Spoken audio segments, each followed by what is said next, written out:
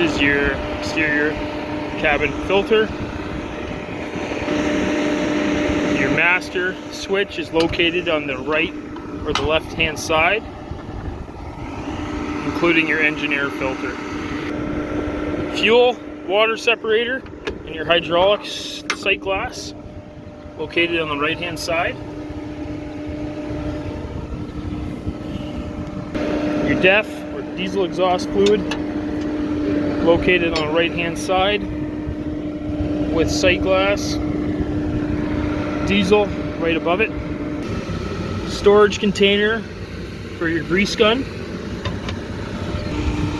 Hydraulic fuel cap.